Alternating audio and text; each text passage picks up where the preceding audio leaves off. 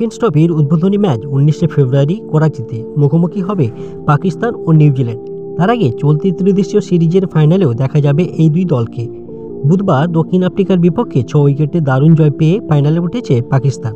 প্রথমে ব্যাট করে দক্ষিণ আফ্রিকা 5 উইকেটে 352 রান তোলে। অধিনায়ক টেম্বা বাবুমা 96 বলে 82 রান করেন ও ম্যাথু ব্রিডজকে 84 বলে 83 রান করেন। আগের ম্যাচে নিউজিল্যান্ডের বিপক্ষে অভিষেক 100 রান পাওয়া ব্রিডজকে এবারেও সেঞ্চুরির সম্ভাবনা জাগিয়েছিলেন, তবে কুস্তিল শাহের বলে তিনি থামেন। সবচেয়ে বড় ইনিংস খেলেন হেনরিক লাসেন, মাত্র 56 বলে 87 রান করেন তিনি।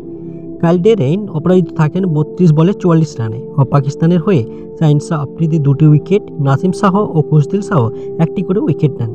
জবাবে পাকিস্তান 10.4 ওভারে 91 রান তুললেও হারায় 3টি উইকেট। বাবর আজম 23, সৌদ শাকিল 15 ও ফাখর জামান 41 রান করে প্যাভিলিয়নে ফেরেন।